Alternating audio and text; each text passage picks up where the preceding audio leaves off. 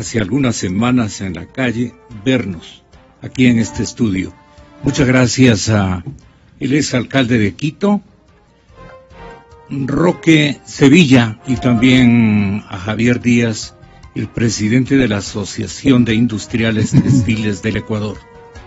Bueno, la verdad es que el otro día que conversaba con el señor ministro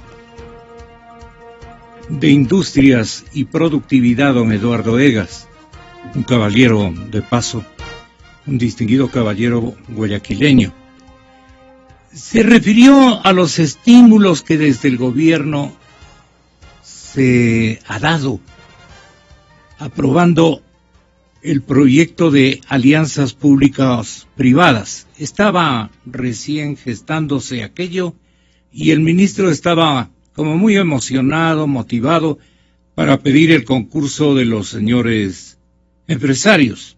Ahora ocurre que esta víspera se dice que los señores empresarios no han estado jamás preparados, que no se advierte un cronograma de inversiones internas de los propios empresarios en favor de algún objetivo estratégico productivo, y que en ese sentido solamente ha sido pura boca de ambos sectores. Y perdonen por ponerlo en ese lenguaje popular. Yo quiero que tenga la bondad de hacernos escuchar lo que nos dijo aquí, muy optimista, el ministro Egas. El ministro Egas en el punto 3.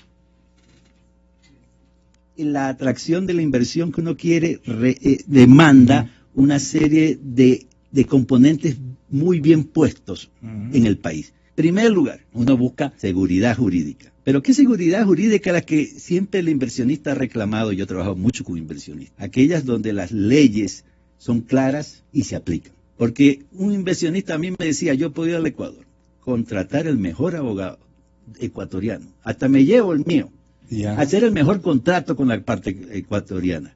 Pero si en el momento del juicio me compran al juez, ¿qué seguridad jurídica hay? A esa le temo. Así se traiga el mejor buffet, de Estados Unidos. Entonces, ese inversionista, ¿qué busca primero? Cuando hablamos de seguridad jurídica, reglas claras y que lo que se firma se pueda respetar. En el segundo lugar, uno busca un país que más o menos tenga cierto nivel de competitividad por sí. Necesita ese inversionista infraestructura, carreteras válidas, para sacar el producto, para movilizar, para que el costo de la logística interna sea lo menos posible. En tercer lugar, para que la inversión venga, necesita de comunicación, pues, ¿no? Hoy en día sin comunicación no somos nada, ¿no? Y hemos logrado llegar con el Internet a todo el país. Hablemos también de puertos y aeropuertos. Se han mejorado los puertos y aeropuertos. Una mejor cultura tributaria, que es importante para que un sistema funcione. También el fortalecimiento y el reconocimiento del talento humano, con mejores salarios, porque también hay que romper ese círculo de que crecimiento con miseria es crecimiento. No es cierto, ¿no? Crecimiento con miseria no es crecimiento. Exa FM. Bueno, estos son los elementos no muy exclusivos, nuevos, diferentes, extraordinarios, con todo el respeto al señor ministro. Más o menos ha sido un disco que algunos impulsadores o reclamantes de la poca participación efectiva de los capitales empresariales ecuatorianos en una reactivación del aparato productivo que se una masivamente a esta especie de entelequia que también ha configurado el gobierno, sin un discurso muy creíble que digamos. Entonces han estado confluyendo a una situación sin ninguna herramienta de conducción, por ponerlo en esos términos. Pero, ¿quién fue el que reclamó ayer a los empresarios? Eso tengan en cuenta y tengan la bondad de hacernos volver a escuchar. Don Javier, bienvenido, buenos días. ¿Qué opina usted de cómo está jugando el tema de las alianzas público-privadas el gobierno y ahora está culpando a los empresarios de que no hacen nada por esa causa. Bueno, buenos días. Primero, Gonzalo, gracias por la invitación y un saludo a todos quienes nos escuchan. Un gusto compartir con Gustavo y Roque esta mañana aquí en el panel. Lo que hemos escuchado ahorita del ministro Eduardo Egas, que primero coincide efectivamente un caballero, una gran persona, y que conoce mucho de la parte empresarial, que ha estado muy atado al sector empresarial por muchos años. Y yo lo escucho y coincido plenamente en lo que él expone como lo que hay que hacer. Ese es el qué. Seguridad jurídica, el tema de la infraestructura, la comunicación, el talento humano, etcétera. Ese es el qué. Estamos todos de acuerdo en que eso es fundamental. Menos en los salarios, que le pido no se olvide. Mejorar salarios, evidentemente que es algo muy positivo, pero eso se tiene que dar en base a una estructura competitiva del país, porque caso contrario, si lo hacemos como se ha venido haciendo, lo que estás generando más bien son dificultades para mejorar el desarrollo de ciertos sectores industriales, el textil entre ellos. Pero coincidimos, cultura tributaria, etcétera. Pero no es un desatino que envuelva tantas cosas el gobierno, y no por criticar al señor ministro. El señor ministro está repitiendo el discurso del señor presidente de la República, sí, pero, el señor ministro. Como le digo, en el qué se puede coincidir sin ninguna discusión. El cómo es el problema, el cómo implementamos para que se logre tener este tipo de cosas funcionando de manera competitiva. ¿Qué luces no se han prendido ahí, para que ustedes sepan el cómo? Vamos a ver, por ejemplo, el caso de seguridad jurídica. Hemos tenido el día lunes y martes de esta semana unos diálogos extensos con distintos integrantes del gobierno y también con gente de la UNTAD que ha venido aquí a hacer toda una exposición de políticas industriales para el desarrollo y la generación de empleo. Y hemos coincidido que una de las cosas fundamentales es la confianza. Si no hay confianza, difícilmente el empresario local y extranjero invierte. Y la confianza sí se traduce en un tema, por ejemplo, como seguridad jurídica. Y la seguridad jurídica está bien vista desde dos puntos muy claros que dice el ministro. Reglas claras, por un lado, y un sistema judicial confiable. Reglas claras en el Ecuador no hay. Es decir, las cambian permanentemente. Si a nosotros nos dan un marco jurídico hoy y el próximo año nos lo vuelven a cambiar, no hay seguridad jurídica. Eso ha incidido... En lo laboral también dice. En lo laboral, en lo tributario, en lo ambiental, en muchos aspectos. ¿Qué pasa en lo tributario? En lo tributario, por ejemplo, nosotros hemos venido discutiendo desde hace muchos años. Tema impuesto de salida de divisas, por ejemplo. Es un impuesto que es contrario a la intención de atraer inversión, por un lado. Es un impuesto que incrementa los costos de producción, resta liquidez a las empresas en importación de materia prima, en importación de insumos, en importación de maquinaria. Anticipo mínimo el impuesto a la renta. Hemos estado discutiendo por años este tema de hay o no evasores, y si es que hay evasores, ¿cómo controlar esa evasión? La mejor fórmula que se le ocurrió al gobierno es aplicar un anticipo que es realmente un impuesto a la operación, a la actividad productiva y no a la renta que genera. ¿Capitalizan a los sectores productivos? En muchos casos, sectores productivos donde los márgenes de rentabilidad son bajos. Al tener un presuntivo o un anticipo que excede esos márgenes, evidentemente lo que le está haciendo es castigando a la operación o a la actividad productiva de esa compañía. Esos son desincentivos. Y esos no son errores, estímulos. Son errores de estrategia. Que quizás al inicio del gobierno se podían haber entendido como, bueno, una fórmula para evitar la evasión. Pero ya ha pasado muchos años desde que se estableció esa fórmula. Claro. Y la fórmula lo que ha demostrado es que a la final está perjudicando a muchos sectores productivos y que ya no es hoy necesaria tenerla. Ya hay una cultura tributaria que quizás ha mejorado frente a lo que había en los años anteriores. Los empresarios formales siempre han tributado, pero el empresario formal ahora se ve castigado por esto. Temas de infraestructura, estamos de acuerdo, ha habido mejoras en muchas cosas. Ustedes no pueden exhibir el sector productivo, el sector tal, el sector cual, exhibe en cantidades estos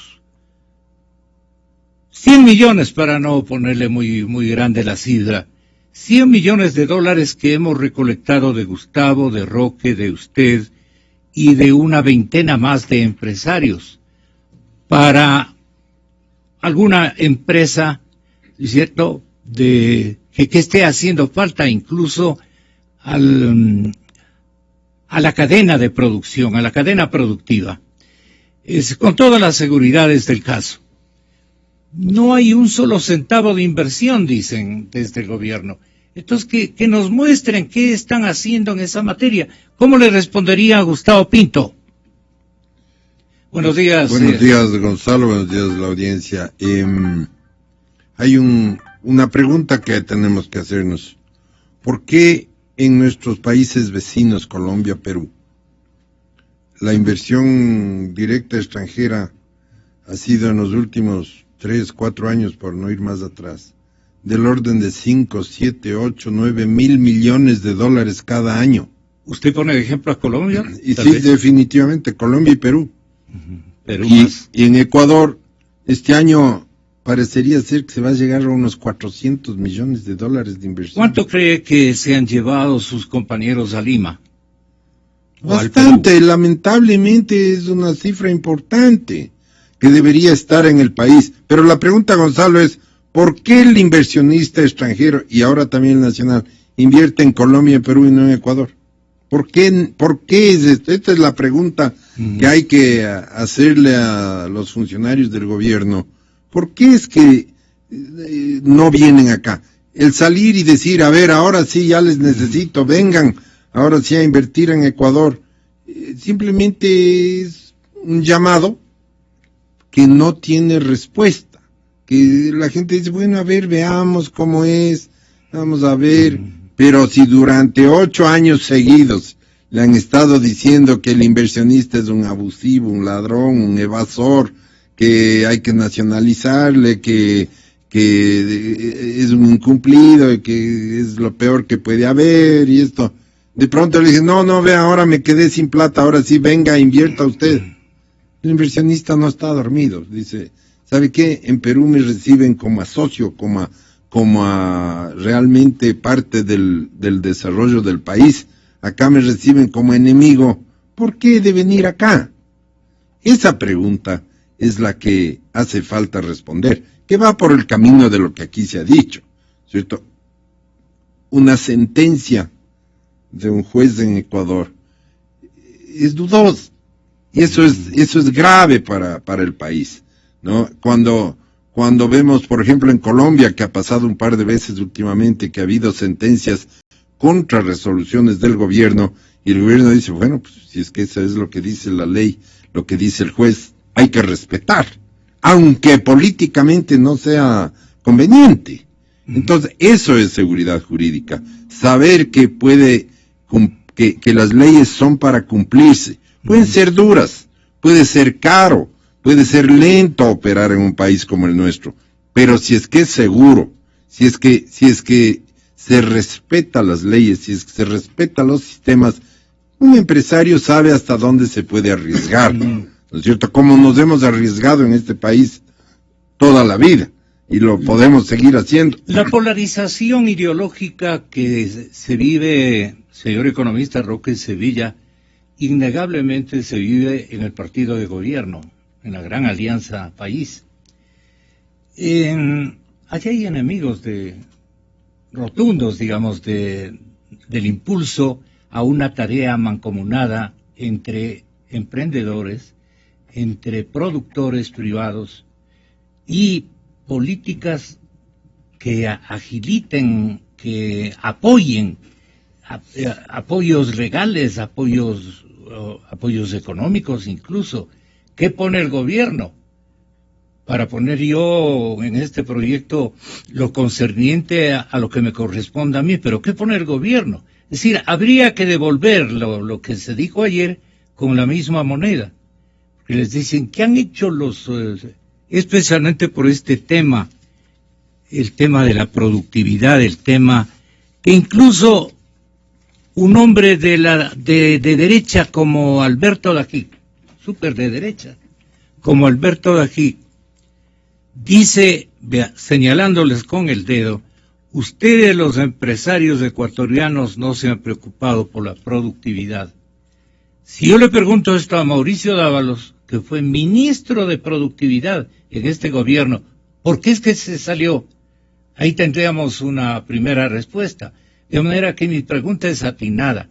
Adentro de Alianza País hay dos corrientes.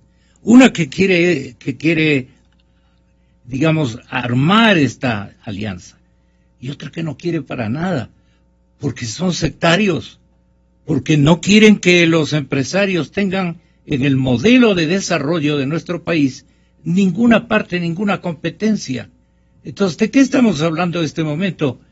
¿O el periodista está equivocado? Don Roque Sevilla, buenos días. Buenos días. Efectivamente, es evidente que en el gobierno hay personas que entienden la situación que estamos viviendo en este momento, de una verdadera crisis económica y una necesidad de fortalecer todos los mecanismos de producción, y otra que considera que eso no es sino darles una oportunidad a los eternos beneficiarios de el poder.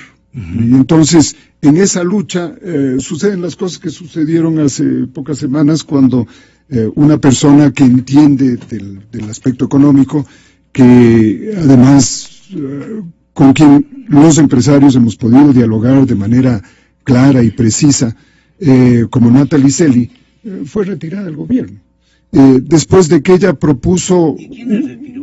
Bueno, es claro que fue una decisión del presidente. Le presentaron todos los ministros la renuncia y escogió dos ministros, entre esos a Natalie Selly. Entonces, tanto poder de persuasión tiene el Semplades, que hizo que la mayor parte de los señores ministros les renuncien para que le saque a la señora Selly. Bueno, pero yo no sé exactamente cuál fue el plan, pero el resultado fue exactamente No, usted ese. ya lo dijo. No, por eso yo es lo que pregunto, estoy diciendo es que la decisión del presidente fue que no continúe Natalie Selly, que era un canal de comunicación importantísimo para el sector productivo. ¿Por qué se conectaban con ella? Primero porque ella comprendía la situación que está viviendo el empresariado, y yo no coincido para nada con lo que acaba de mencionar Alberto Dajique, que creo que ha hecho un análisis muy profundo, con el que sí coincido, de la situación económica real del país, pero en esto no coincido. Yo creo que los empresarios, el empresariado ecuatoriano, el rato que ve estabilidad, el rato que ve seriedad, que ve continuidad, hace inversiones fundamentales. El rato que hay cambios continuos, y el propio ministro de Industrias lo está diciendo, que es una condición previa, el tema de la seguridad jurídica, el rato que existe la seguridad jurídica, el empresario invierte, el empresario ecuatoriano invierte, y el empresario extranjero se va a demorar más en invertir, porque nosotros al fin y al cabo pertenecemos a este país, nos identificamos con él. Claro. Aquí viven nuestras familias. Aquí queremos morir. Y aquí queremos vivir y morir, sí. Este es nuestro deseo.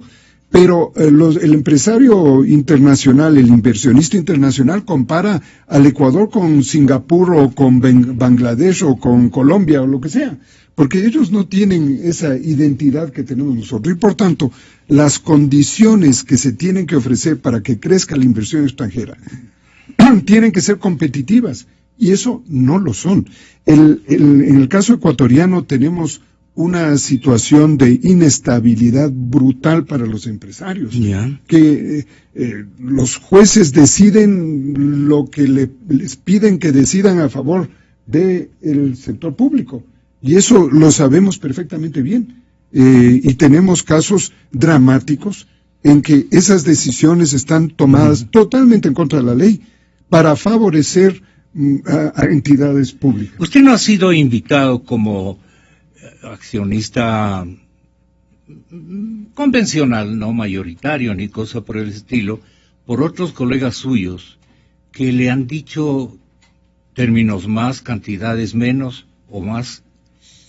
Oye, Roque, armemos esto que es tan importante.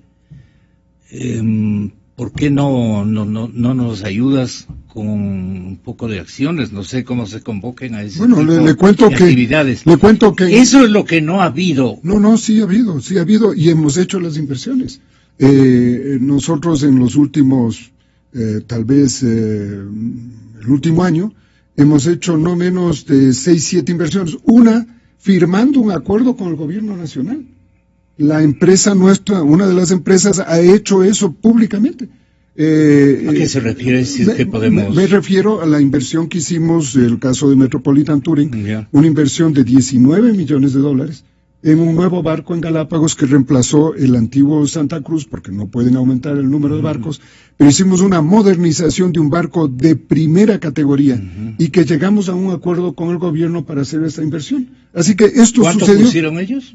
Nada, pues, ni un centavo, nada. Lo único que del acuerdo fue un acuerdo por el cual se permitía hacer la inversión sin la necesidad de pagar los impuestos adicionales que se crearon, los de salvaguardias, porque ya el proyecto estaba en plena marcha cuando la salvaguardia fue creada. Entonces, este acuerdo permitió seguir adelante con este proyecto. Le pongo este ejemplo claro, de que sí, los empresarios, y yo no me voy a poner yo de ejemplo de empresario, en general los empresarios ecuatorianos, si hay una oportunidad de hacer la inversión y si hay una oportunidad de hacerlo bien, lo hacemos. Claro. Pero es muy grave cuando el discurso constante está en contra de los empresarios. Se considera de parte de algunas personas en el sector público de que los empresarios en lo posible no deberían existir, de que no deberían tener ningún margen de beneficio en su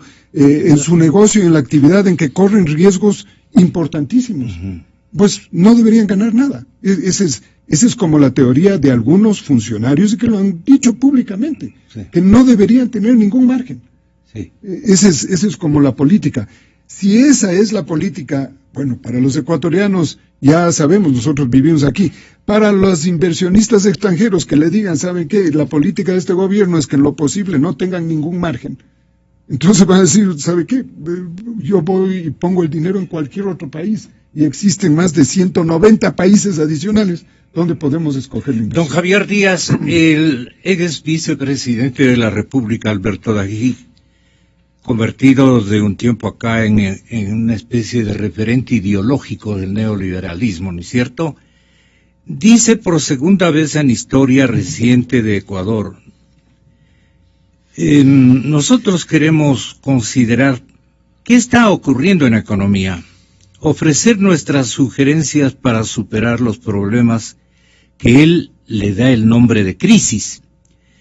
En el diálogo insiste en la necesidad de que el país llegue la inversión extranjera al país y en ese sentido defiende la firma de los TBI, Belavial, que fueron el marco jurídico que permitió la demanda de la OXI.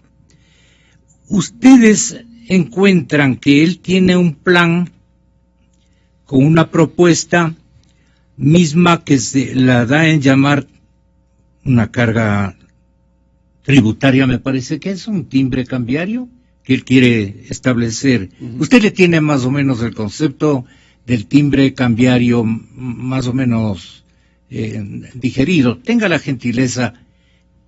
¿Qué está haciendo con justeza o sin justeza el vicepresidente, el ex vicepresidente Alberto Dagui, en el juzgamiento y en la inculpación que hace a los empresarios de que nunca se han preparado a ustedes para competir y que la productividad ha estado súper ausente en todos los planes, incluso individuales? Yo creo que eso me resulta un tanto injusto por algunas empresas que yo he podido determinar que han subido quilates de eficiencia en esos dos sentidos. Pero usted tiene la palabra, Javier. La verdad que entrar a rebatir lo que dijo Alberto Dagui no creo que sea papel nuestro. En el análisis general, como bien decía Roque, creo que él ha situado muy claramente el momento coyuntural que estamos en esta etapa atravesando y lo que se nos viene, ¿no? El 2016, del año 2017, son años que todavía se ven con incertidumbre. Pero creo que ese titular que han puesto es muy duro, porque no creo que sea ese el resumen de la intervención de Alberto de Agida al decir que los empresarios no se preocupan de la los empresarios no se preocuparon por la productividad. Porque no es real. Es literal. Claro, porque es literal lo que no es real, eso no refleja la generalidad de los empresarios. Puede haber empresas que efectivamente no hayan logrado mejorar sus niveles de productividad y por ende no han mejorado su competitividad. Pero sí hay una conciencia clarísima del empresario moderno, el empresario actual, que sin productividad es más difícil competir. Entonces, yo ahí sí diría que hay un error tal vez en el análisis. Lo que yo creo que es importante, Gonzalo, ver... Puede ser el costo de la factura de un DAGIC un poco ausente en los últimos años, ¿no? En los últimos años. Lo que hay que ver, Gonzalo, me parece importante es ver qué es lo que está pasando en la actualidad. Ahí le preguntan esto desde su visión, ¿cuál es la situación por la que atraviesan las empresas ecuatorianas? Y él responde, sumamente difícil. La caída de venta generalizada. Hay muchos despidos. Hay pérdida de empleo. Las viviendas están con descuentos de 10 y 12% por falta de demanda. Y vaya a ver si alguien compra un automóvil. La caída de electrodomésticos es salvo el de las cocinas de señor presidente. Cocinas chinas. Esto se debe a algo que predije en la SPOL antes de que los depósitos cayeran, porque cuando hubo la mesa redonda en junio de este año, los depósitos de mayo del 14 a mayo del 15 todavía habían crecido. Sin embargo, predije que se iba a desplomar y se ha desplomado. Está con una virtud que siempre ha tenido aquí de pronosticar cosas y de casi creerse dueño de la verdad, ¿no? Y alguien tiene que... Pero a ver, Gonzalo, yo creo que es una realidad.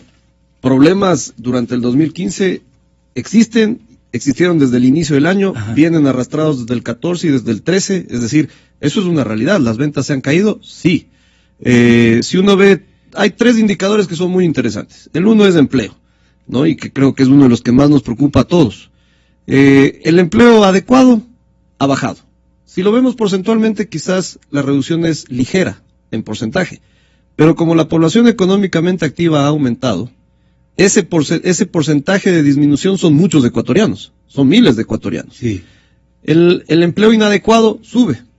El inadecuado es básicamente el que está en una situación de inestabilidad laboral. Ese sube. El empleo manufacturero se mantiene. Ya. Es decir, la manufactura, la industria, la producción industrial no crece en empleo. Es verdad, hay despidos, sí. Eso es un hecho. Las empresas se han reducido. Eso es una realidad que nos debería... Esa es la primera preocupación que debería tener el presidente de la República en este momento, que es ver cómo lograr sostener el empleo actual para después, ojalá bien pronto, complicado, hayan condiciones para generar más empleo, que no se ha dado en este periodo de tiempo donde... Otro indicador importante, hay un índice que se llama índice de volumen industrial, que mide la producción. Ya. Ese indicador, en toda la manufactura, ha bajado cerca de un 6%. Es bastante. Entre agosto del año pasado y agosto de este año. Es bastante. Es un indicador que lo mide el INEC mensualmente. Yeah. Es bastantísimo. 6% de caída en producción. Producción medida ventas más variación en existencias o inventarios. ¿Qué significa eso? O las ventas se han estancado o bajado, o lo que han estado haciendo las empresas es consumiendo sus stocks, liquidar inventario, pero no ha habido más producción. Mire, Alberto, y perdón, solo una cosa, sí, Gonzalo, y hay un tercer indicador que es importante verlo. El PIB manufacturero más o menos ha crecido 2.8% en el primer semestre de este año versus primer semestre del año pasado. Okay. Eso es un crecimiento inferior incluso a lo que veníamos creciendo el año anterior. Pero si uno desagrega ese PIB manufacturero por sectores, que más o menos está dividido en 20 ramas, hay 3 o 4 sectores que están empujando de cierta manera la manufactura. El uno es un sector de procesamiento de cárnicos que está atado directamente a la agroindustria, digamos, de alguna manera. El otro es madera, el otro es químicos, donde está el sector farmacéutico, y el tercero es un sector también vinculado al agro. El resto... El primero se va a ver afectado por esa premonición que hizo alguna entidad Ojalá internacional. No. Ojalá no. Pero en cualquier caso, se ve que hay cuatro sectores. Me parece que es accionista también. Hay cuatro sectores de la industria Gustavo es que... accionista De la OMS. De la OMS. Hay cuatro sectores de la industria que se ve que más o menos tienen unos crecimientos adecuados. Estamos hablando de crecimientos 6, 7, hasta 12%. Y de ahí un grueso de sectores industriales que están situados entre el 0 y el 3, y algunos, 6 en concreto, que están en decrecimiento, entre ellos el textil, 1.55. Esos indicadores, esos hay que verlos, porque ahí es donde está realmente demostrado lo que bien dice en palabras Alberto Dajic sobre las ventas. Ahí se demuestra que la producción se está cayendo y por ende el empleo se está cayendo y por eso no hay inversión, que es el otro dato que no se publica abiertamente, por ejemplo, compra de maquinaria. En nuestro sector la compra de maquinaria ha caído más del 20%. ¿Qué significa eso? Menos inversión. Entonces, yo sí creo que no se compadece con la realidad del titular de la nota, con lo que es del análisis de Alberto Dajic, que es muy cierto. Sabe que sí se compadece desde mi punto de vista por lo siguiente. El representante del neoliberalismo, como el columnista nos da a conocer esa virtud, esa fuerza, ese potencial, o ese indicador ideológico del ex vicepresidente. Dice, claro que los empresarios en años anteriores, prácticamente en todos los años en que el correísmo ha manejado este país, han ganado muchísimo dinero, han obtenido grandes utilidades. Don Gustavo Pinto, nunca se han quejado del modelo. ¿Y sabe por qué? Dice Alberto Dajic. Porque el modelo daba a las clases populares, a través de subsidios, a la clase media a través de un crédito abundante y los empresarios a unas utilidades fáciles, donde no necesitaban siquiera capital propio, lo hacían con dineros del Estado y han obtenido ingentes cantidades de utilidad, porque también el gasto público, y están riéndose los que se nutrieron del gasto público, hay un montón de empresarios que yo conozco, ni parecen, pero se beneficiaron, han alcanzado el 25% del Producto Interno Bruto, ese factor, pero no se queda en el 25%, porque dice el propio Dajic, es entre el gasto público del 25 del PIB al 45 del PIB. O sea, el gasto del Estado ha estado enriqueciendo prácticamente al aparato productivo, sin mayores inversiones o cosas por el estilo. Eso es lo que da a entender y está claramente, si usted quiere, porque le veo escéptico no, lo leí, sí al lo leí. ingeniero. Entonces, Gustavo Pinto tiene la palabra. No, le quiero dar una copiecita de estas declaraciones. Me da una copia. Gonzalo, lo que usted acaba de leer, hay que verlo desde un enfoque completo, no solo un análisis puntual, coyuntural. Efectivamente, lo que venimos diciendo, no ha habido inversión, no hay inversión. Definitivamente, inversión privada, ni nacional ni extranjera.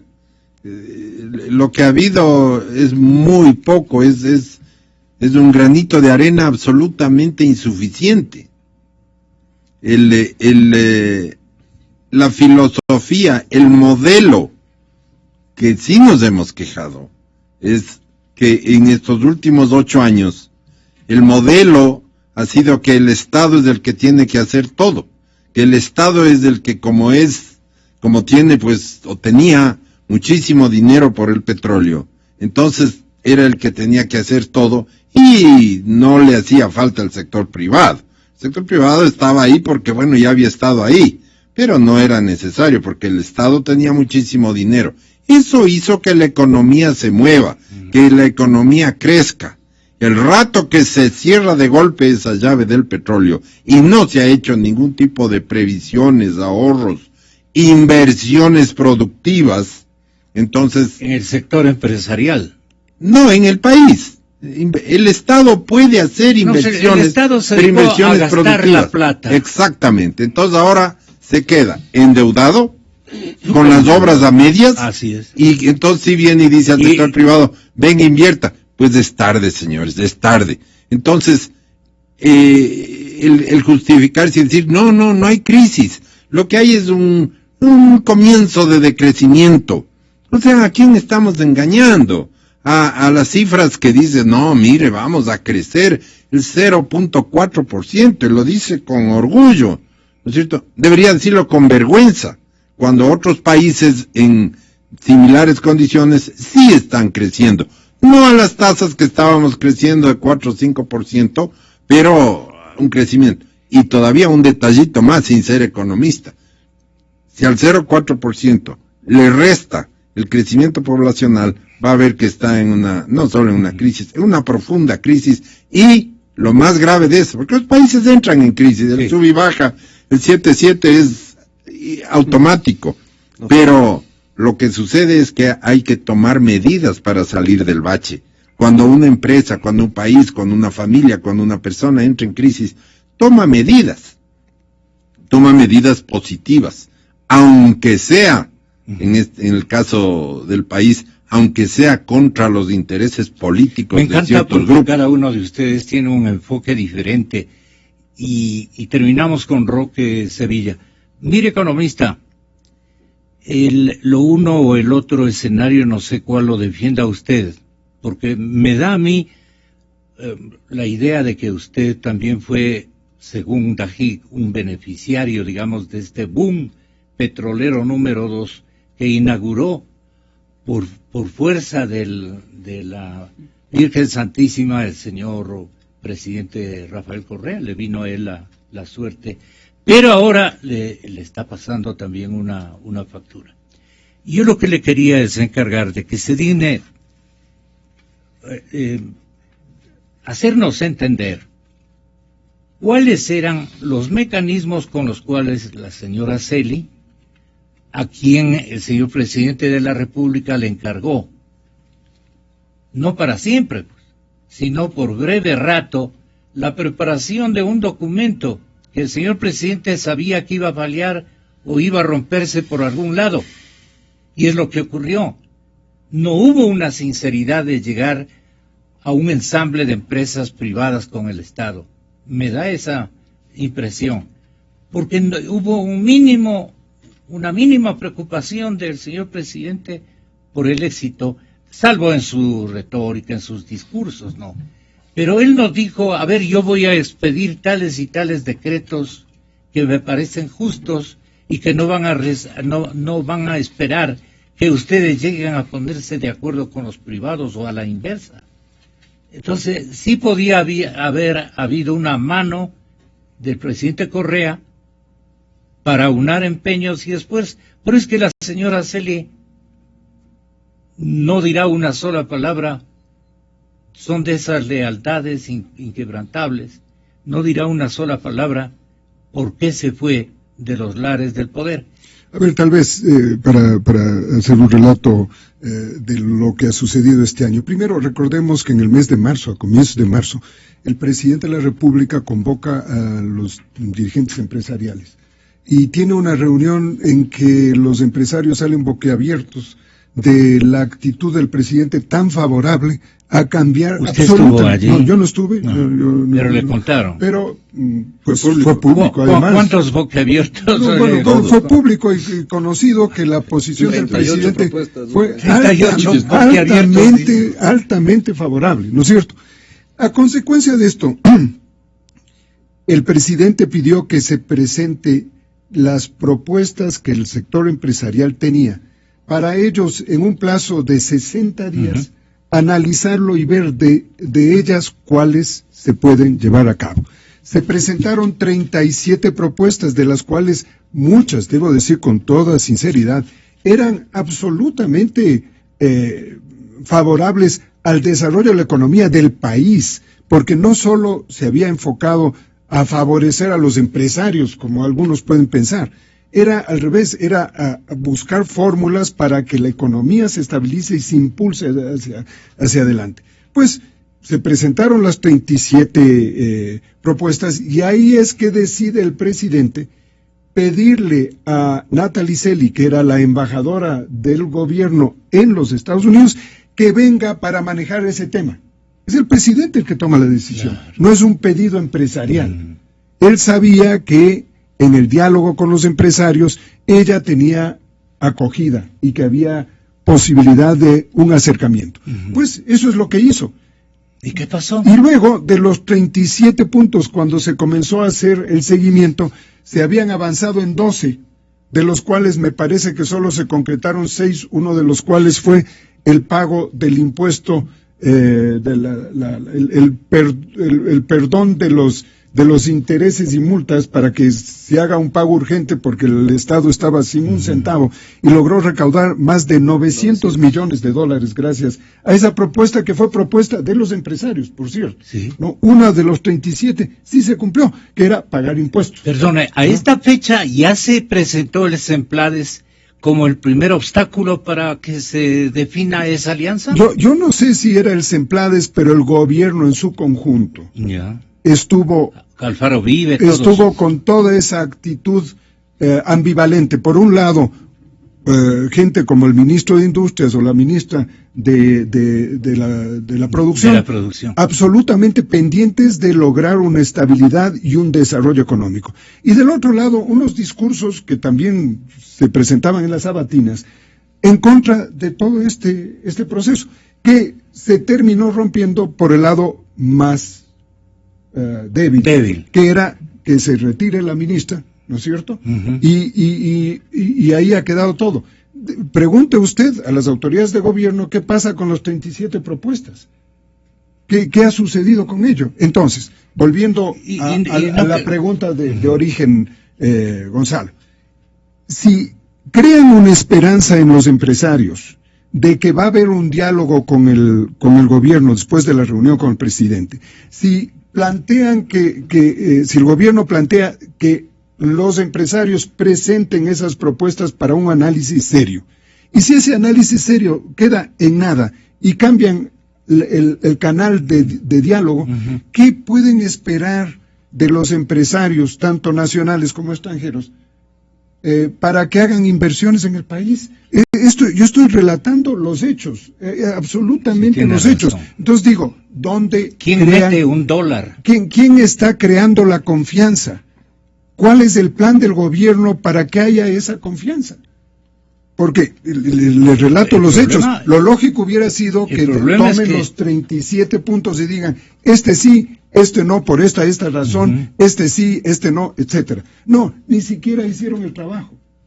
Ahí quedó dormido la cosa y ya no se siguió trabajando el tema. Entonces, a lo que voy. ¿Y este muerto ya no hay cómo revivirlo? Yo creo que el gobierno tiene que hacer eso. Espero que del lado de los empresarios haya alguien todavía que tenga algo de confianza. Porque después de todos estos hechos, lo único que queda es estar con los brazos cruzados y decir, no, por aquí no vamos porque no hay confianza. Y el problema es que no solo se afecta el gobierno, se afecta el país en su conjunto. Y ya tú has hecho, Javier, una explicación de todas las consecuencias en el campo laboral, en el campo de la producción, en el campo de las oportunidades de los jóvenes, en el campo de la inversión extranjera, en el campo del desarrollo del país en su conjunto. Todo eso está paralizado. Si no se activa el sector empresarial y la economía ecuatoriana, y los bancos siguen cerrados, dicen no tenemos un dólar para prestar a nadie, ningún sector. Pero así, ningún sector. Es una definición que han tomado. Entonces, estamos solamente contando los meses para que... Y cada vez perdiendo más oportunidades. Se desdolarice la economía. Bueno, es que la desdolarización tampoco resuelve el problema. La desdolarización, primero, estoy convencido con la popularidad que tiene la dolarización, que el gobierno va a tener serísimos problemas. Usted es exportador. No, yo no soy exportador, pero me parece a mí que la dolarización ha sido una garantía de estabilidad del país. Y esto hasta los que han sido opositores frontales hoy en día aceptan que esa es la realidad, comenzando por el propio presidente que dice, bueno, esto es una realidad y tenemos que defender la dolarización, pero no se defiende creando este ambiente de desconfianza fundamentada, ¿no? Absolutamente fundamentada. Y entonces, lo que yo invocaría como ecuatoriano es pedirle al gobierno que se dé cuenta de la realidad que vivimos. No puede estar negando la crisis y tiene que buscar soluciones reales. Y si el gobierno ya no es el inversionista que planeaba ser, porque ya no tiene un centavo partido por la mitad, lo lógico es que se busque el sector productivo como una alternativa para mantener el empleo y el desarrollo del país. Esto es todo. Ese es el discurso que hemos apoyado siempre. Qué pena. Por ejemplo, Gonzalo, si me permite, sí. Solamente una preventiva a mi audiencia. Aquí está en vivo y en directo don Guillermo Lasso. Tenga la bondad. En una de las propuestas que mencionaba Roque, que se le hizo al presidente, estaba el tema del impulso a la exportación, que es algo fundamental en una situación como la actual, que es la forma de ingresar divisas. Y se planteó la devolución simplificada de tributos. 5% de devolución a todos los exportadores en base a su factura FOB de exportación. Empezó bien. Se han devuelto 40 millones de un total de 250 millones que estaban presupuestados, pero a partir de mayo se cerró la llave y los exportadores tienen frenados la devolución de ese 5%. Ese tipo de cosas el gobierno las tendría que haber atendido de forma inmediata. Necesitamos exportar, listo, apostemos a los exportadores.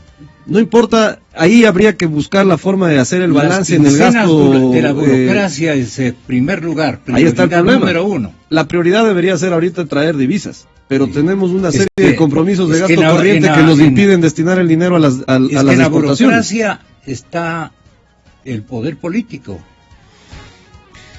están las elecciones, está el escuadrón, digamos, activador de esas campañas.